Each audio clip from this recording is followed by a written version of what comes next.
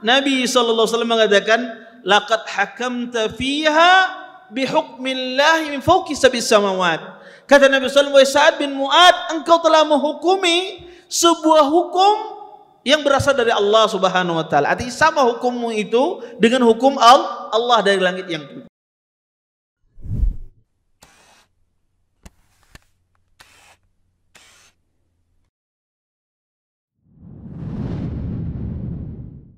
Assalamualaikum warahmatullahi wabarakatuh. Innal hamdalillah nahmaduhu wa nasta'inuhu wa nastaghfiruh wa na'udzu billahi min shururi anfusina wa min sayyiati a'malina. May yahdihillahu fala mudilla lahu wa may yudlil fala hadiya lahu. Asyhadu an la ilaha illallah wahdahu la syarika lahu وأشهد أن محمدا عبده ورسوله فإن أصدق الحديث كتاب الله وخير الهدي هدي محمد صلى الله عليه وسلم وشر الأمور محدثاتها وكل محدثة في الدين بدعة وكل بدعة ضلالة وكل ضلالة في النار أما بعد. Bapak-bapak, ibu-ibu, ikhwan dan akhwat yang dimuliakan oleh Allah Subhanahu wa taala. Alhamdulillah, segala puji bagi Allah Subhanahu wa taala dengan limpahan nikmat yang begitu besar, di antaranya nikmat iman, nikmat Islam, nikmat kesehatan, sehingga kita semua diberikan kemudahan oleh Allah Subhanahu wa taala untuk bisa berhadir di majelis ilmu. Mudah-mudahan apa yang kita pelajari, apa yang kita tuntut pada malam hari ini mendatangkan keberkahan dari Allah Subhanahu wa taala dan kita bisa mengambil manfaat dari apa yang akan disampaikan nantinya. Bapak, Ibu, ikhwan dan akhwat yang dimuliakan oleh Allah Subhanahu wa taala, kita lanjutkan kajian kita tentang khulasah kitab Khulasatul Yaqin tentang sejarah Nabi sallallahu alaihi wasallam. Pada minggu yang lalu kita sampai pada peperangan Khandaq, ya. Kemudian kita menjelaskan secara terperinci tentang peperangan Khandaq. Kemudian di sini Syekh mengatakan Ghazwatu Bani Quraidah, peperangan terhadap Bani Quraidah. Kata Syekh di sini, Bani Quraidah qaumun min Yahudil Madinah. Sesungguhnya Bani Quraidah ini adalah sebuah kaum berasal dari Yahudi Madinah. Khanu al-uhuda fi ghazwatil Khandaq wa adharu al-adawata lil muslimin. Sesungguhnya mereka mengkhianati perjanjian di dalam peperangan Khandaq dan menampakkan permusuhan terhadap kaum muslimin. Falamma raja'a ar-rasul sallallahu alaihi wasallam min ghazwatil Khandaq amara Allah bimuharabatihim wa tathhiri ardihi minhum. Ketika Nabi SAW pulang dari peperangan Khandaq, Allah Subhanahu wa taala memerintahkan Nabi untuk memerangi mereka dan mensucikan kota Madinah dari Yahudi Bani Quraidah. Fa kharaja ilaihim ar-rasul sallallahu alaihi wasallam wa ma'ahu 3,000 fahatharahum 25 lailah. Maka Nabi pun keluar pergi menuju ke tempat Bani Quraidah dengan membawa 3.000 pasukan, dan Nabi SAW mengepung mereka di dalam benteng mereka selama 25 hari 25 malam. Fasallamu ba'daha wa hakama alaihim Sa'ad ibn Mu'ad biqatlir rijal wa sabyin nisa wa dhurriyyah. Maka setelah itu, setelah 25 hari, orang-orang Bani Quraidah menyerah dan telah menghukumi atas mereka terhadap pengkhianatan mereka kepada Nabi SAW Sa'ad bin Mu'ad. Maka Sa'ad bin Mu'ad menghukumi kepada mereka, menjatuhkan hukuman bahwasanya laki-laki dari Bani Quraidah harus dibunuh dan wanita dan anak-anak itu menjadi tawanan sebagai budak. Fa amara Rasul sallallahu alaihi wasallam bi tanfidil hukmi fa nuffidha fihim wa hadha jazaa'un kulli kha'inin ghadirin.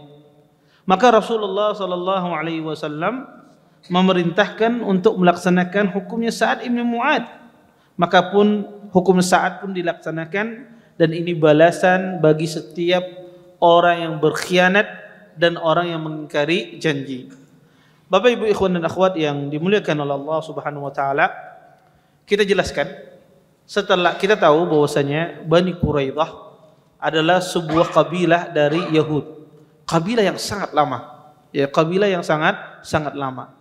Dulu ketika terjadi peperangan antara Yahudi dan Romawi, maka banyak orang-orang Yahudi itu melarikan diri dari negeri mereka Palestina. Maka banyak di antara mereka melarikan diri. Ada di antara mereka pergi ke Yathrib, yaitu kota Madinah. Maka akhirnya pun mereka pergi ke Yathrib, banyak dari kalangan Yahudi pergi ke Yathrib, bertempat di sana sampai ya mereka sangat terkenal dengan pertaniannya, karena orang Yahudi ahli. Bahkan penduduk Madinah pun belajar pertanian dari orang Yahudi, karena orang Yahudi terkenal dengan pertaniannya. Sampai datanglah dua kabilah besar dari bangsa Arab dari Yaman, yaitu Aus dan Khazraj.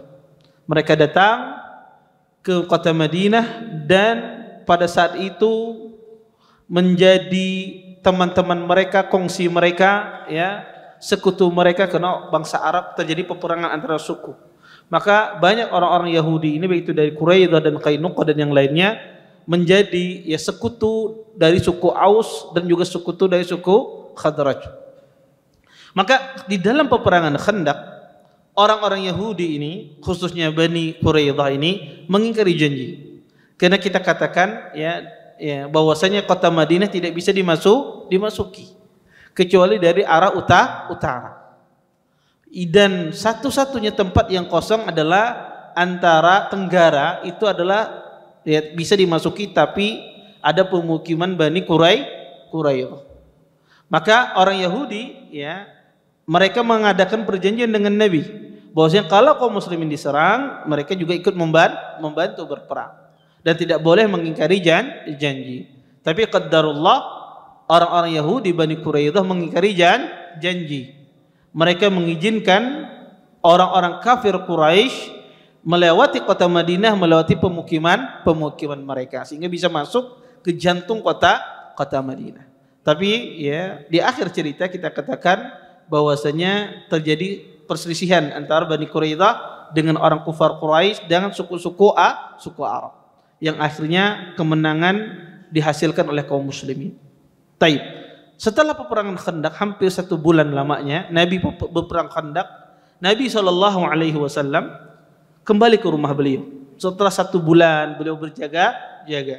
Ketika Nabi SAW berjalan ya kembali ke rumah beliau setelah beliau mandi, datang Jibril alaihissalam, sebagaimana disebutkan dalam sebagian riwayat. Jibril alaihissalam datang, kemudian kata Jibril kepada Nabi SAW,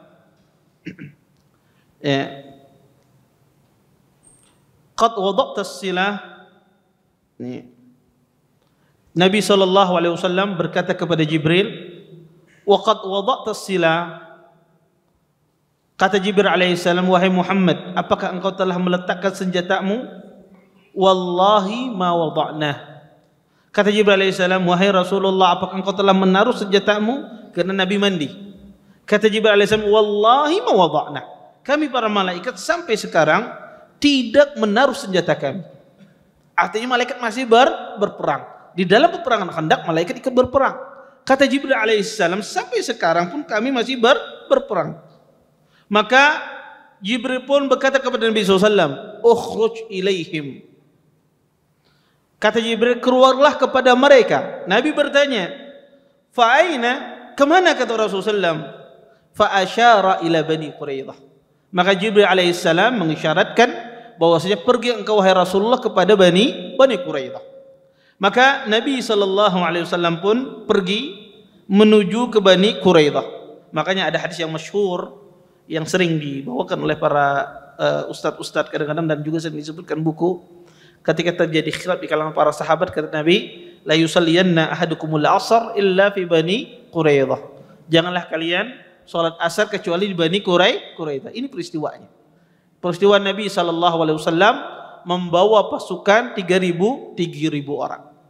Maka ketika Nabi SAW menuju ke Bani Quraidah, maka orang-orang Bani Quraidah, dan sebagaimana saya jelaskan, orang Yahudi memiliki benteng, mereka bersembunyi dalam benteng mereka, dan benteng orang Yahudi sangat kuat. Maka dikepung oleh Nabi SAW selama 25 hari dan 25 hari, ya, dikepung oleh Rasulullah SAW. Orang-orang Yahudi, mereka setelah 25 hari 25 malam ditimpakan oleh Allah Subhanahu wa taala di dalam hati mereka rasa ketakutan. Mereka ketakutan, ya, karena orang-orang, ya, di antara mukjizat Nabi sallallahu alaihi wasallam, kata Nabi sallallahu alaihi wasallam, "Utaitu khamsan lam yu'tahunna ahadun qabli." Kata Nabi, saya diberi 5 hal yang tidak pernah dikasihkan kepada para nabi-nabi sebelum aku, kata Nabi sallallahu alaihi wasallam. "Nusirtu birru'bi masirati syahrin." Kata Nabi sallallahu alaihi wasallam, aku dimenangkan oleh Allah Subhanahu wa taala dengan ditimpakan ketakutan kepada musuhku sebulan sebelum berperang. Ya, jarak sebulan perjalanan Allah timpakan ketakutan kepada musuh Nabi sallallahu alaihi wasallam, termasuk orang-orang Bani Quraidah. Maka yang berdiri di dalam benteng itu ada Bani Quraidah, ada Bani Qainuqa. Ada dua suku di sana, dari suku Yahudi, Bani Quraidah dan Bani Qainuqa. Maka mereka dikepung oleh Nabi selama 25 hari 25 malam. Setelah itu mereka pun ketakutan, akhirnya pun mereka menyerah.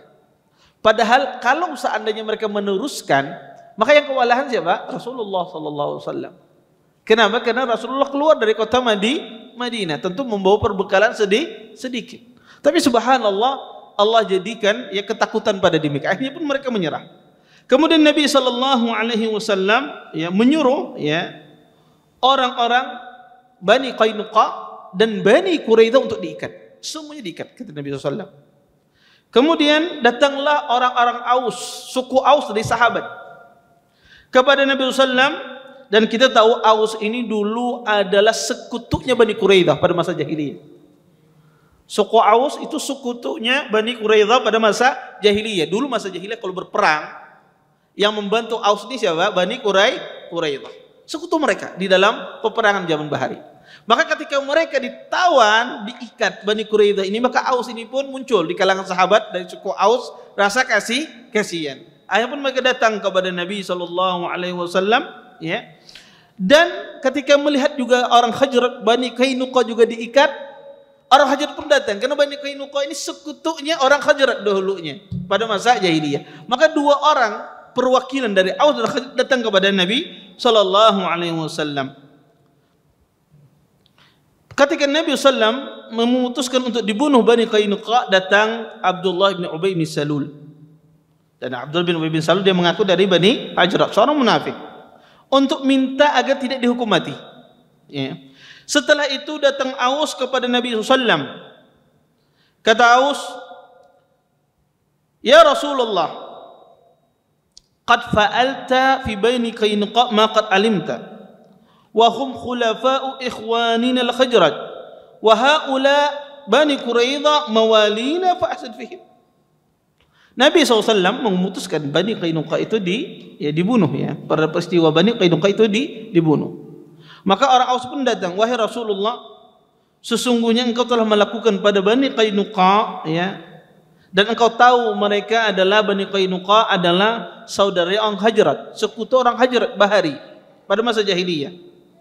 Wa haula'i Bani Quraidah mawalina fa'asib fihim." Wahai Rasulullah, Bani Quraidah ini dulu sekutu kami, wahai Rasulullah. Ya, ada kedekatan antara kami, teman kami bahari, wahai Rasulullah. Fa'ahsin fihim. Maka berbuat baiklah kepada Bani Quraidah ini yang mengingkari janji tersebut. Kemudian Nabi SAW berkata kepada orang-orang Aus, kata Nabi SAW, "Ala tardawna ayyahkuma fihim rajulun minkum." Kata Nabi, ridhakah kalian yang menghukum mereka adalah laki-laki di antara kalian sendiri, pemimpin kalian sendiri, ya. Yang menghukum mereka, kata Nabi SAW, adalah pemimpin kalian sendiri, kepala suku kalian. Kemudian orang-orang Aus pun mengatakan, "Bala ya Rasulullah, kami setuju." Ya. Maka Nabi SAW menyerahkan hukuman tersebut kepada Sa'ad bin Mu'ad. Sa'ad bin Mu'ad adalah kepala suku Bani Aus. Ya. Maka Sa'ad bin Mu'ad radhiyallahu taala anhu, dan kita tahu Sa'ad bin Mu'ad di dalam peperangan Khandaq kenapa anak? Beliau dalam kondisi sakit. Dan beliau pun datang ya di atas unta beliau. Kemudian Sa'ad bin Mu'ad pun ya beliau berkata ya ketika Sa'ad datang kepada suku Aus, Nabi ketika melihat Sa'ad bin Mu'ad datang di atas untanya, kata Nabi SAW kepada sahabat, "Qumu ila sayyidikum," berdiri untuk menyambut tuan kalian. Ya, qumu ila sayyidikum. Ya, ini juga ahlul ilm mengatakan menyambut orang dalam berdiri itu boleh kalau kita datang menyambutnya bersalaman. Tapi kalau kita orang datang kita cuma sekedar berdiri saja menyambutnya, ini tidak boleh. Ini tidak boleh. Tapi kalau ada orang datang kemudian kita sambut bersalaman, kita memeluk dia, itu tidak ada masalah. Yang asalnya duduk berdiri. Ini sahabat menyambut ya Sa'ad bin Mu'ad berdiri untuk menyambutnya ya ketika dia datang. Kemudian qumu ila sayyidikum, kata Nabi SAW berdiri untuk menyambut tuan kalian ya. Kemudian kata Sa'ad bin Mu'ad ya kepada kaumnya, wa hukmi nafid alaihim, kata Sa'ad bin Mu'ad, sesungguhnya hukumku, kata Sa'ad bin Mu'ad, harus dilaksanakan atas mereka. Kemudian qalu na'am, ya mereka berkata iya. Kemudian mereka berkata wa alal muslimin, dan juga terhadap orang muslimin. Qalu na'am, iya, terhadap kaum muslimin kami juga setuju, kata orang-orang Aus. Kemudian Sa'ad bin Mu'ad mengatakan kepada mereka, fa inni ahkumu fihim ay yuqtalar rijal wa tusabba adh-dhurriyyah wa tuqassamul amwal. Kata Sa'ad bin Mu'ad, saya menghukumi mereka bahwasanya laki-laki di antara mereka dibunuh, wanita di antara mereka ditawan, anak-anak di antara mereka ditawan dijadikan budak, dan harta-harta mereka dibagikan kepada kaum muslimin. Maka ketika mendengar hukum Sa'ad bin Mu'ad, Nabi SAW mengatakan, laqad hakamta fiha bihukmillahi min fawqi sab'is samawat. Kata Nabi SAW, Sa'ad bin Mu'ad, engkau telah menghukumi sebuah hukum yang berasal dari Allah Subhanahu wa taala. Artinya sama hukummu itu dengan hukum Allah dari langit yang tujuh. Maka pada saat itulah semua laki-laki dari Bani Quraidah dikumpulkan. Ada 400 orang dalam sebagian riwayat, ada sebagian riwayat 700 orang. Maka 400 orang, 700 orang dari laki-laki ini semuanya dibunuh. Termasuk di dalamnya adalah Huyai bin Akhtab. Huyai bin Akhtab ini siapa? Bapaknya Sofiyah, istri Nabi SAW. Termasuk di dalamnya Huyai bin Akhtab dibunuh. Ya. Kemudian sebelum dibunuh Huyai, dibunuh sebelumnya ada pembesar orang Yahudi Bani Quraidah, yaitu Ka'ab ibn Asad. Ka'ab ibn Asad ini asalnya tidak mau berkhianat, tapi Huyai bin Akhtab di dalam peperangan Khandaq terus akhirnya pun dia berkhianat. Maka Ka'ab ibn Asad ini ketika mau dihukum dibunuh oleh Nabi SAW, apa yang dia katakan? Lihat nih orang Yahudi. Ketika dia mau dibunuh, ya mau dihukum dibunuh, dipancung, apa yang dia katakan? Dia sempat-sempatnya dia berkata kepada Rasulullah. Apa dia katakan? Wallahi, malimtu nafsi fi mu'adatika, walakin man yughalib Allah yughlab. Kata dia, demi Allah, saya tidak pernah menyesal di dalam diriku memusuhi engkau. Saya tidak pernah menyesal, kata Ka'ab ya Ibni Asad. Demi Allah saya tidak pernah menyesal memusuhi engkau. Tetapi kata dia, barang siapa memusuhi Allah maka dia akan dikalahkan. Dia tahu sendiri dia akan dikalahkan.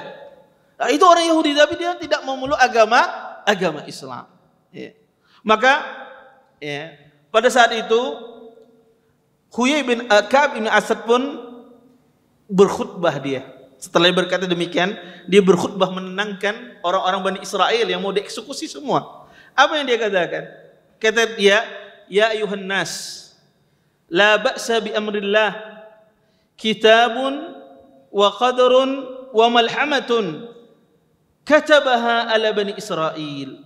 Kata dia, wahai sekalian manusia, tidak mengapa dengan ketentuan Allah dan takdir Allah.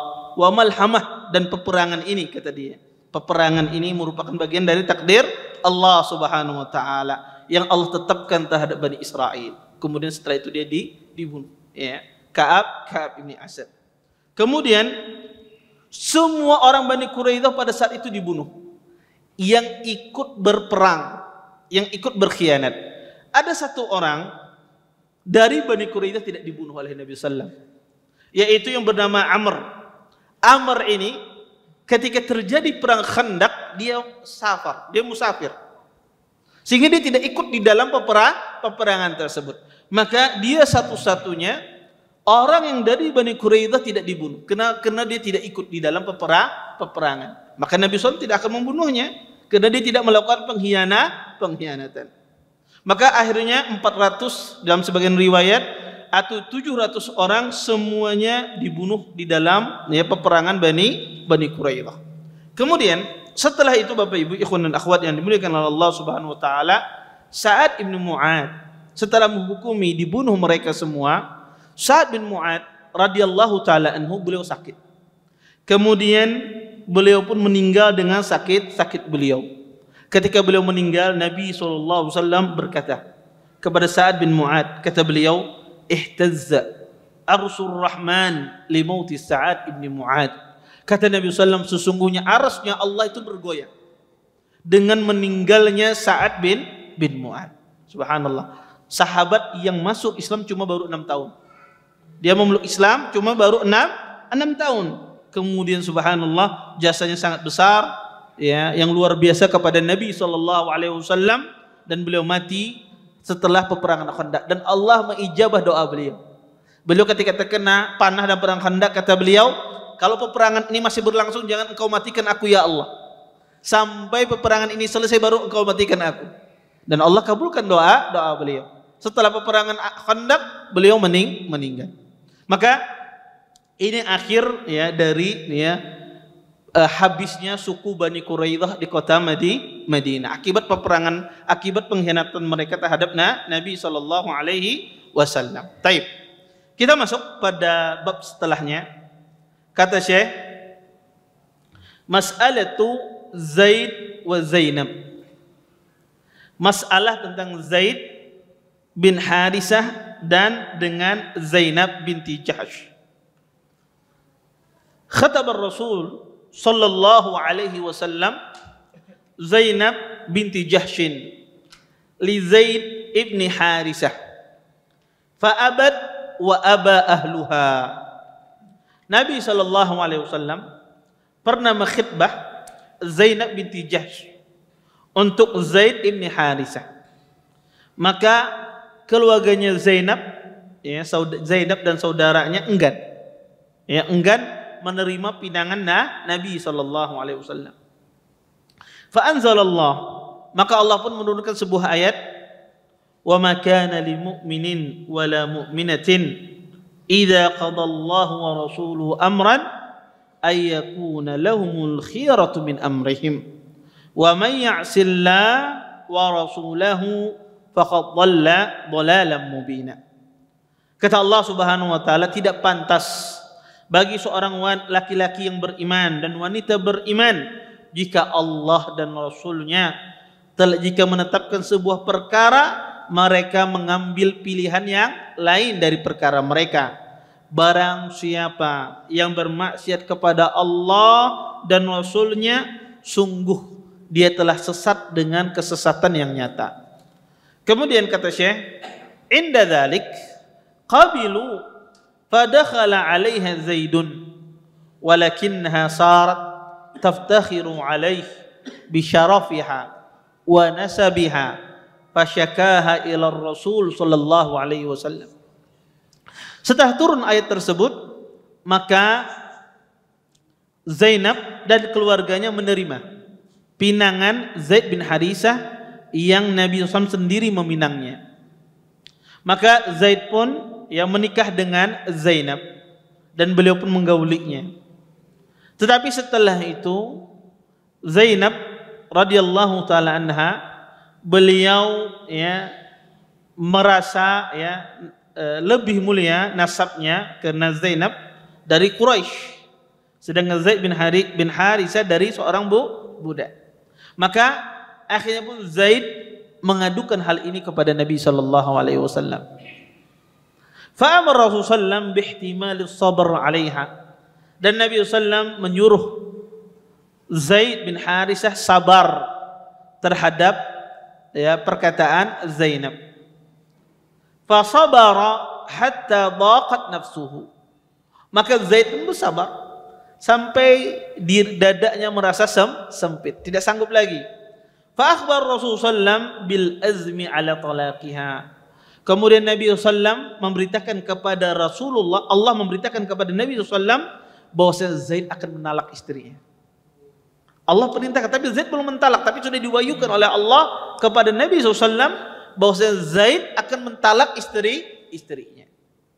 Fa amara Allah Rasul sallallahu alaihi wasallam ay yatazawwaj Zainab ba'da talaqiha. Kemudian Allah Subhanahu wa taala memerintahkan Rasulullah sallallahu alaihi wasallam untuk menikahi Zainab setelah ditalak oleh Zaid ibni Harithah. Hifzan li syarafiha, untuk menjaga kemuliaan Zainab. Wa daf'an lin niza' wasyiqaq, untuk menghindari pertikaian dan perpecahan. Wa ibtalan li adati tabanni, dan membatalkan dari kebiasaan mengangkat anak angkat. Bapak Ibu ikhwan dan akhwat yang dimuliakan oleh Allah Subhanahu wa taala, kisah ya, Zaid bin Harithah dan Zainab ini disebutkan di dalam banyak riwayat ya. Disebutkan juga di dalam Sahih Bukhari ya, dan juga di dalam riwayat-riwayat yang lain. Zaid ya, bin Harithah adalah salah satu anak angkat Nabi SAW. Nanti kita akan ceritakan bagaimana Nabi mengangkat Zaid bin Harithah sebagai anak angkat. Maka Zaid bin Harithah ini dulunya dikenal dengan Zaid bin Muhammad. Ya, dulunya dikenal dengan Zaid bin Muhammad. Turun ayat baru dibatalkan sehingga dinasabkan lagi kepada ayahnya bin Harithah. Bapak Ibu ikhwan dan akhwat yang dimuliakan oleh Allah Subhanahu wa taala, para ulama rahimahullahu taala menjelaskan tentang masalah Zaid bin Harithah ini. Zaid bin Harithah ini nama beliau adalah Zaid bin Harithah ibni Syarahbil ibni Abdul Uzza ibni Imra'il Qais ya. Dan ibu beliau namanya Sa'da binti Amir. Zaid bin Harithah radhiyallahu taala anhu ya, beliau adalah salah satu sahabat yang paling dicintai oleh Nabi sallallahu alaihi wasallam, paling disayangi oleh Nabi sallallahu alaihi wasallam. Dulunya Zaid bin Harithah ini adalah budaknya Khadijah. Ketika Khadijah menikah dengan Nabi sallallahu alaihi wasallam, Khadijah kasihkan ke Rasulullah. Kemudian dibebaskan Zaid bin Harithah oleh Nabi sallallahu alaihi wasallam. Kemudian Zaid bin Harithah dinisbatkan kepada Nabi, yaitu dengan Zaid bin Muhammad, diangkat menjadi anak angkat. Saking cintanya Nabi sallallahu alaihi wasallam, maka Rasulullah SAW ingin meminang ya Zaid bin Harithah, ya, ingin meminangkan Zaid bin Harithah untuk menikahkan dengan anak bibi beliau, ya, anak bibi beliau. Karena Zainab binti Jahsh adalah anak bibi Nabi sallallahu alaihi wasallam, anaknya Umamah binti Abdul Muttalib. Ibunya Umamah bin Abdul Muttalib, bibi Nabi sallallahu alaihi wasallam. Maka asalnya Zaid itu ditolak oleh Zainab dan ditolak juga oleh saudaranya. Kenapa? Karena tidak sekufu. Karena Zainab itu berasal dari suku Quraisy, sedangkan Zaid berasal dari budak. Dan orang Arab zaman dahulu ya, mereka sangat memperhatikan nasab. Bagaimana nasab Quraisy nikah dengan budak. Maka mereka menolak. Ketika mereka menolak tawaran Nabi sallallahu alaihi wasallam, turun ayat. Wa ma kana lil mu'minin wala mu'minatin. Turun ayat ini. Ketika turun ayat ini, Nabi sallallahu alaihi wasallam ketika turun ayat ini, maka mereka pun menerima pinangan Nabi. Ini perintah Allah. Mereka pun menerima pinangan Nabi SAW. Tidak berapa lama menikahlah Zaid bin Harithah dengan Zainab. Dikatakan oleh ahli sejarah pernikahan beliau kurang lebih 1 tahun lamanya. Kurang lebih lamanya satu tahun. Setelah 1 tahun, ya, terjadi persengketaan di dalam rumah tangga. Zaid datang kepada Nabi ngelapor. Bahwasanya Zainab ini suka dia membanggakan nasabnya, dan itu menjadikan Zaid ibni Harithah sempit dadanya. Ya. Maka Nabi menyuruh sabar kata Nabi SAW. Ya, jangan engkau talak kata Nabi SAW. Ya, sabar. Ya, karena ya, orang kalau menikah, makanya kata para ulama, betul di dalam agama itu menikah dicari agama. Itu asalnya demikian. Kafa'ah itu di dalam agama. Tetapi juga perlu dipertimbangkan hal-hal yang lain. Secara Islam, ya agama jadi pertimbangan di dalam menikah. Tetapi nasab juga apakah dipertimbangkan? Iya. Ya. Kenapa? Karena itu jadi pertimbangan, bukan penentu. Jelas agama penentu, tapi itu tolak ukur juga. Makanya orang kalau ingin menikah misalnya dengan seorang wanita yang kaya raya, sedangkan dia adalah miskin, ya, kada bisi duit, ya apa macam, maka ini jadi pertimbangan ketika dia menikah. Kenapa? Karena dia harus berhitung betul. Karena beda Anda menikahi dengan wanita yang miskin, ya Anda miskin sama wanita miskin. Kalau terjadi pertengkaran, ya wanita miskin ini kada harapan keluar rumahnya, bingungnya. Kalau berantem, Anda keluar rumah kemana? Guring, duit kada ada apa macam. Tapi beda dengan kalau wanita itu kaya raya. Kalau ini berantem dengan suami, mudah dia tinggalkan lakinya, duit ada dia. Ke hotel, tidur, selesai. Tidak ada masalah. Ya. Beda yang miskin. Miskin ini ketika sakit lakinya, hendak mengancam keluar rumah kedua nih. Keluar rumah kemana? Ini kita tempat tinggal. Kadang-kadang.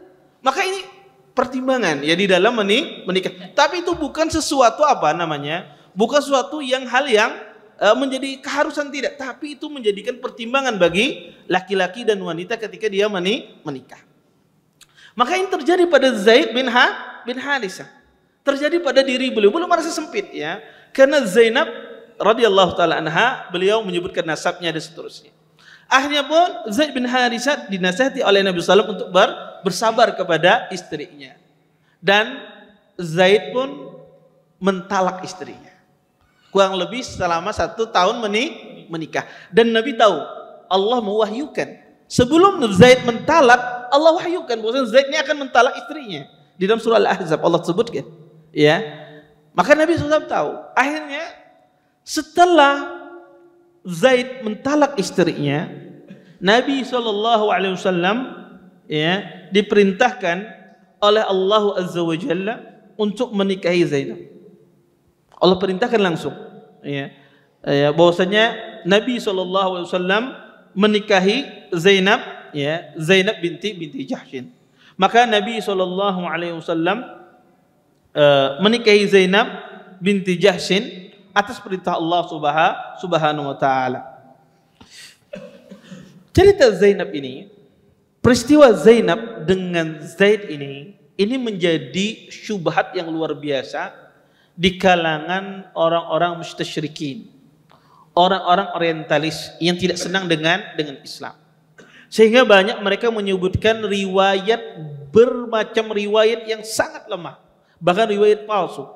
Di antara riwayat yang sering dinasabkan akibat peristiwa Zaid dengan Zainab ini, dikatakan Nabi SAW suatu hari lewat di rumahnya Zaid. Pada saat itu Nabi SAW melihat tubuhnya Zainab dan Nabi tertarik. Akhirnya Nabi SAW menceritakan kepada Zaid, maksudnya beliau suka dengan Zainab. Maka Zaid mentalaknya karena ingin Nabi SAW menikahinya. Maka ini riwayat dusta, riwayat yang tidak benar, dan itu dinasabkan kepada Nabi SAW. Di antara syubhat juga yang dilontarkan adalah kenapa Nabi SAW tahu Allah Subhanahu wa taala sudah memberitahukan kepada Nabi bahwasanya Zaid akan mentalak istrinya. Tapi kenapa Rasulullah SAW menyuruh Zaid bersabar dengan istrinya? Allah sudah ngasih tahu bahwasanya Zaid akan mentalak istrinya. Tapi kenapa Nabi menyuruh untuk bersabar? Maka kita katakan asalnya seseorang itu menyuruh pada apa? Sesuatu yang baik, walaupun kita mengerti ini tidak akan baik. Ketika Allah Subhanahu wa taala menyuruh orang-orang kafir untuk beriman, Allah tahu ini mati dalam keadaan kafir, tapi tetap disuruh Allah untuk beriman. Maka begitu pula Nabi SAW tetap menyuruh dia untuk memegang istrinya, walaupun Nabi tahu dia akan mentalaknya. Kemudian yang ketiga, kenapa Nabi SAW menikahi Zainab? Ya, apa hikmah Rasulullah SAW menikahi Zainab binti Harisah? Para ulama rahimahullah ta'ala menyebutkan ada hikmah yang sangat besar. Kenapa Nabi SAW menikahi Zainab binti Harisah? Allah Subhanahu wa ta'ala ingin mensyariatkan sebuah syariat. Dengan pernikahan Nabi dengan Zainab, sebuah syariat yang dikenang oleh dari umat dari setiap masa dan ke masa. Apa itu? Orang-orang jahiliyah mereka memiliki keyakinan, dan orang-orang Arab terdahulu juga memiliki keyakinan bahwasanya kalau seorang anak yang diangkat menjadi anak angkat memiliki istri, kemudian istri itu dia ceraikan, maka tidak boleh ayah angkatnya menikahi. Sebagaimana hukum seorang anak kandung ketika dia memiliki istri, ya, maka anak kandung, ya, tidak boleh, istri anak kandung itu tidak boleh dinikahi oleh seorang ayah. Itu muharramah abadiyah, ya, tahrim abadi, pengharaman selama-lamanya, ya, tahrim muabbad disebut oleh para ulama, ya, muharramat minan nisa muabbadan, ya, wanita-wanita yang diharamkan selama-lamanya. Di antaranya adalah istri anak. Istri anak itu kalau diceraikan selama-lamanya jadi mahram dengan kita. Selama-lama jadi mahram dengan kita. Walaupun sudah diceraikan, sama seperti ibu mertua. Ibu mertua. Saya nikah misalnya dengan seorang wanita, maka wanita ini saya ceraikan. Karena saya ceraikan ya, karena ibu mertuanya lebih cantik misalnya. Sudah ceraikannya nikah dengan mertua. Boleh tidak? Tidak boleh di dalam Islam. Tidak boleh dalam Islam. Itu mahram selama-lamanya. Walaupun anaknya sudah diceraikan. Ya, safar, dia boleh safar dengannya, tidak boleh tidak nikahi. Jadi itu jadi mahram selama-lamanya. Anak kita, istri anak kita, kemudian ibu mertua kita itu mahram walaupun anaknya sudah diceraikan. Nah, keyakinan orang jahiliyah semacam ini. Anak angkat kalau dia punya istri, ketika istri itu diceraikan, maka tidak boleh dinikahi. Tidak boleh dinikahi. Dan Allah Subhanahu wa taala ingin membatalkan keyakinan ini dengan menyuruh Nabi sallallahu alaihi wasallam menikahi Zainab, bahwasanya itu adalah halal kalau itu terjadi pada anak angkat. Maka Allah Subhanahu wa taala menyuruh Nabi sallallahu alaihi wasallam untuk menikahi Zainab untuk membatalkan keyakinan ini. Makanya Nabi sallallahu alaihi wasallam nikahi Zainab, ya, Zainab binti Jahsy. Dan pada saat itu pula Allah Subhanahu wa taala turunkan ayat untuk pembatalan tabanni. Tabanni itu adalah pembatalan menjadikan anak angkat. Maka ini kata para ulama hikmah yang luar biasa kenapa Rasulullah sallallahu alaihi wasallam menikahi Zainab binti Jahsy. Bukan Nabi SAW menikahi karena hawa nafsu, tidak. Tapi Nabi SAW betul-betul menikahi, ya, karena Allah Subhanahu wa taala, perintah Allah Subhanahu wa taala, dan di situ ada syariat yang sangat mulia. Sehingga syariat itu dipakai oleh setiap orang. Jadi kalau orang punya anak angkat, kemudian anak angkatnya menikah, kemudian diceraikan istrinya, maka istrinya boleh dinikahi oleh, ya, ayahnya, ayah angkatnya. Ya. Maka ini diperbolehkan di dalam Islam. Bapak Ibu ikhwan dan akhwat yang dimuliakan oleh Allah Subhanahu wa taala, ada beberapa faedahnya dari peristiwa pernikahan Zaid dan Zainab. Pertama adalah bahwasanya permasalahan rumah tangga itu pasti ada. walaupun itu terjadi pada masa sahabat Nabi SAW. Zainab binti Jahshin, wanita yang sangat mulia, ummahatul mukminin. Usamah bin Zaid bin Harisah, seorang sahabat yang sangat mulia, imannya yang sangat luar biasa, tetapi namanya masalah rumah tangga itu pasti ada. Bahkan Nabi SAW pun juga bermasalah. Makanya kata para ulama, tidak mungkin orang itu menghindari permasalahan rumah tangga, tidak mungkin, pasti ada dalam kehidupan manusia. Maka bukan di dalam kehidupan rumah tangga itu masalah atau tidak ada masalah, kecil atau besarnya masalah, bukan itu sebetulnya yang terpenting dalam rumah tangga. Tapi yang terpenting dalam kehidupan rumah tangga, kata para ulama, orang itu diberikan taufik apa tidak oleh Allah di dalam menyelesaikan permasalahannya di dalam kehidupan rumah tangga. Kadang ada sebagian orang itu ditimpa musibah, ditimpa masalah yang sangat sederhana. Bininya kadang menyiapkan makanan, ya, lakinya datang, adakan makan siang ke dedal, ya. Pian hendak makan apa? Oh, hendak makan nila bakar, tomat, aku ulun tukar dulu ke pasar dulu nilainya, ulun goreng, hamuk lakinya. Pan ini bini napa nih, cerai aja udah. Kadang ada sebagian orang demikian, ya. Karena masalah sepele, masalah makanan tidak disiapkan, masalah baju tidak disetrikakan, tidak dicucikan, dia ceraikan istrinya. Padahal masalah yang sederhana. Tapi kadang ada orang tuh masalahnya besar. Ya, masalahnya luar biasa dalam kehidupan rumah tangganya. Suaminya stroke, tidak bisa mencari nafkah, semuanya kada bisa apa-apa, di atas kasur. Istri tidak mampu, ya, untuk apa? Membiayai kehidupan. Dalam Islam dia boleh untuk bercerai, haknya tidak dipenuhi, tapi dia bertahan sama suaminya. Allah berikan taufik. Itu di antara faedah yang pertama, peristiwa pernikahan Zainab dengan Zaid bin Harisah. Faedah yang kedua dari peristiwa pernikahan tersebut adalah bahwasanya subhanallah, Zainab ketika dinikahi oleh Nabi SAW, siapa yang melamarkan untuk Nabi SAW? Yang melamarkannya adalah Zaid bin Harisah sendiri. Zaid bin Harisah yang mentalak istrinya beliau. Ketika Nabi ingin menikahi Zainab, yang menjadi pelamarnya, ya, adalah Zaid bin Harisah sendiri.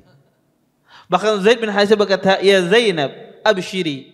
Ya. Wahai Zainab, kata Zaid, saya katakan kabar gembira bahwasanya Rasulullah mau meminang. Dan ini menunjukkan, menafikan tuduhan kepada Zaid bin Harisah bahwasanya Zaid bin Harisah radhiyallahu taala anhu terjadi permasalahan dengan Nabi. Tidak ada. Bahkan Zaid bin Harisah sendiri yang menawarkan untuk apa? Meminangkan untuk Nabi SAW. Kemudian yang ketiga, dengan peristiwa perceraian Zainab, Allah Subhanahu wa taala sebutkan nama Zaid. Satu-satunya sahabat yang Allah sebutkan di dalam Al-Qur'an cuma Zaid bin Harisah. Allah sebutkan dalam Al-Qur'an, "Falamma qada Zaidun minha watara zawwajnakaha." Kata Allah Subhanahu wa taala ketika Zaid selesai, ya, terhadap Zainab, maka kami nikahkan engkau, wahai Rasulullah. Maka satu-satunya sahabat yang Allah sebutkan namanya dalam Al-Quran. Tidak ada sahabat yang lain disebutkan secara gamblang kecuali Zaid bin Harisah. Ini merupakan ada mangqabah, ya, kemuliaan fadilah bagi Zaid bin Harisah. Kemudian di antara faedah dari ini adalah Nabi SAW tidak pernah berwalimah yang sangat besar di dalam merayakan pernikahan beliau dengan istri beliau kecuali pada pernikahan Zainab. Kenapa? Bentuk syukur Nabi, karena ini perintah Allah Subhanahu wa taala. Ya, makanya para sahabat menceritakan bahwa Nabi SAW tidak pernah walimah sebesar itu kecuali pada pernikahan dengan Zainab. Kemudian di antara faedah juga dari hadis ini, dari peristiwa ini, kadang Allah Subhanahu wa taala mensyariatkan sebuah syariat kadang dengan adanya sebuah masalah. Ya, dengan adanya sebuah masalah turun syariat Allah Subhanahu wa taala. Kemudian terakhir di antara faedah dari hadis ini adalah talak itu, kata para ulama, bukan aib di dalam pernikahan. Orang kalau mentalak istri itu bukan aib. Selama talak itu benar. Talak itu sesuai dengan syariat. Tapi kalau talak itu tidak sesuai dengan syariat, ya, menzalimi seorang wanita, itu yang tercela. Tapi kalau seorang laki-laki mentalak istrinya sesuai dengan koridor syariat, ya, dia tidak berbuat zalim kepada istrinya, maka tidak tercela. Talak itu bagian dari solusi di dalam pernikahan. Ketika pernikahan tersebut tidak bisa dijaga. Dan banyak sebabnya pernikahan itu tidak bisa dijaga. Bukan karena unsur maksiat saja. Kadang sebagian wanita dia tidak bermaksiat kepada suaminya, tapi kadang ada sebagian wanita dia tidak bisa berkhidmat kepada suaminya, sehingga dia takut akibat dia tidak bisa berkhidmat kepada suaminya karena dia tidak mencintainya dan tidak bisa berkhidmat, akhirnya dia minta bercerai. Ya, dia karena dia takut bermaksiat, sebagaimana terjadi kepada sahabat, ya, seorang sahabat Nabi Shallallahu Alaihi Wasallam yang mana istrinya tidak bisa untuk berkhidmat kepadanya, takut dia berbuat dosa, hak suami tidak dipenuhi. Akhirnya dia minta khulu kepada Nabi SAW. Maka talak itu adalah sebuah solusi di dalam pernikahan, ya, ketika talak itu dilakukan dengan cara yang tepat. Tetapi kalau tidak tepat, maka itu berbuat zalim kepada kaum wanita. Maka ada sebagian orang menganggap talak itu aib, tidak aib. Kalau ada seorang misalnya nikah kemudian dia bercerai, baik itu laki-laki ataupun wanita, sebagian orang menganggap wah ini bahaya nih, ya, kawin non binian ini bisa-bisa cerai pulang enak ini. Ya. Ada sebagian orang juga kadang takut menikahkan anaknya, oh iya semalam kawin cerai misalnya, jangan dikawinkan anak kita dengan ini, semalamnya kawin dicerai. Enggak, talak itu bukan aib di dalam pernikahan kalau dilakukan dengan tepat. Ini solusi di dalam Islam. Wallahu taala alam. Baik. Ini mungkin yang bisa ulun sampaikan yang berkaitan dengan, ya, peristiwa pernikahan Zaid bin Harisah dan Zainab binti Jahsyin radhiyallahu taala anhum jami'an. Taib. Mungkin sisa waktu yang ada, kalau ada yang bertanya silahkan, kalau nggak ada ya kita tutup.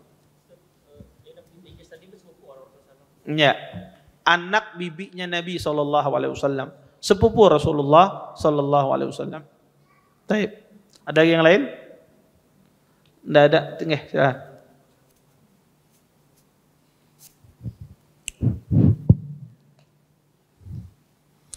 Ustadz, ini peristiwa Zaid dengan Rasulullah di masa dinasti Utsmaniyah yang terakhir, Sultan Abdul Hamid II, waktu itu masih khilafah seluruhnya. Sekitar tahun saya baca di majalah, waktu itu masih di Hizbut Tahrir, saya baca di majalah. Jadi waktu itu mau diadakan pentas di Inggris, tapi penghinaan kepada Rasulullah. Jadi ceritanya dibalik-balik, Rasulullah itu selingkuh. Jadi waktu itu hotel di Inggris, hotel-hotel bintang 7 semuanya sudah di booking, semua jadi dinilai triliun. Khalifah waktu itu langsung menelpon Ratu Elizabeth agar dibatalkan. Ratu waktu itu mengatakan, saya lupa apa masih Ratu Elizabeth atau sebelumnya, ini hak asasi, ini orang berekspresi. Terus Khalifah waktu itu memerintahkan kalau tidak dihentikan, saya perintahkan jihad. Jadi langsung dibatalkan, tidak ada yang berani yang. Dari situ kejadian zaman sekarang penghinaan terhadap Rasulullah ini sebenarnya karena negara-negara kaum muslimin itu tidak bersatu. Seperti Palestina sekarang, apa benar ini karena tidak bersatu? Terus yang kedua, pernah juga terjadi kaum muslimin terpecah-pecah waktu itu di masa Ibnu Taimiyah, Ustadz, dihancurkan oleh bangsa Mongol. Bukan cuma kaum muslimin, bangsa Mongol waktu itu menguasai dunia, tapi Ibnu Taimiyah yang mempersatukan kaum muslimin, mengangkat senjata. Sekarang apakah sekarang tidak ada atau bagaimana para ulama memikirkan supaya kaum muslimin ini bisa bersatu lagi seperti usahanya Ibnu Taimiyah waktu itu? Seperti Palestina sekarang karena tidak bersatu, di dalamnya saja tidak bersatu, padahal Saudi kuatnya, Irak saja susah, dikeroyok saja sulit hanya karena tidak bersatu. Indonesia saja lawan sekutu kalah sekutu, apalagi Belanda, Jepang kecil itu karena sudah bersatu. Sebelum bersatu 350 tahun dijajah. Apa tidak usaha-usaha seperti ini Ustadz supaya menguatkan kembali kaum muslimin sejak zaman Rasulullah sampai para dinasti Umayyah, Abbasiyah, Utsmaniyah sampai sekarang lagi muncul lagi Ustadz. Ya, Ustadz. Ya, jazakumullah khair atas pertanyaannya. Sebetulnya banyak para ulama menulis masalah ini, ya, tentang masalah orang yang menghina Nabi SAW. Dia tanya Syekh Islam Ibnu Taimiyah. Beliau punya kitab As-Sarimul Maslul ala Syatimir Rasul SAW. Pedang terhunus bagi orang yang mencela Nabi SAW. Beliau membahas tentang hukuman orang yang mencela Rasulullah SAW. Jadi sebetulnya tulisan para ulama sangat banyak ya tentang masalah orang yang menghina Nabi SAW. Apa yang harus dihukum terhadap penghina Rasulullah SAW. Taib. Apakah zaman sekarang ini begitu lemahnya kah? Karena banyak orang menghina tetapi tidak ada hukumannya. Apakah karena sebabnya kaum muslimin tidak bersatu? Salah satu sebabnya iya, ya kaum muslimin tidak bisa bersatu. Kenapa kaum muslimin tidak bersatu? Karena yang bisa mempersatukan kaum muslimin cuma satu, yaitu Allah Subhanahu wa taala. Dan Allah Subhanahu wa taala mempersatukan orang beriman dengan apa? Dengan tauhid. Dengan seseorang mentauhidkan Allah Subhanahu wa taala. Makanya lah Allah yang mempersatukan, dan Allah mempersatukan seorang beriman dengan tauhid. Iya. Makanya Allah katakan innal ladzina amanu wa 'amilus shalihat sayaj'alu lahumur rahmanu wudda. Sesungguhnya orang beriman dan orang yang beramal saleh Allah jadikan di antara mereka rasa kasih sayang.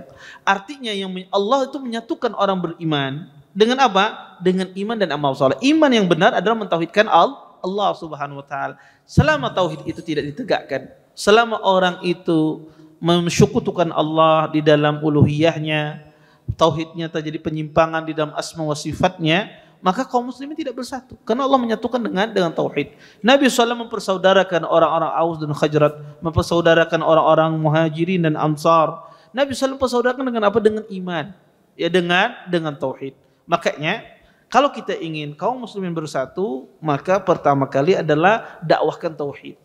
Kalau orang itu tauhidnya sama, maka dia sangat mudah bersatu. Ya, dia sangat mudah bersatu. Karena dia tahu siapapun dia selama dia al-sunnah wal jamaah akan dia bela hak-haknya dia. Akan dia jaga hak-haknya dia. Maka zaman sekarang ini apakah ada usaha ulama untuk menyatukan umat? Ada.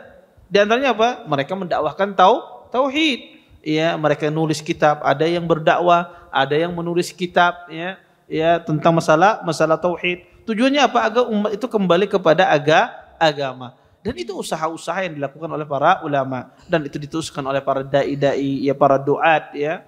Ketika mereka terjun ke dunia dakwah, mereka mendakwahkan tauhid. Maka ini satu-satunya menyatukan umat, bukan disatukan dengan yang lain. Ya, tidak disatukan dengan yang lain kecuali dengan dakwah. Wallahu taala alam. Baik. Ada lagi yang lain? Sudah cukup? Nggih, silakan.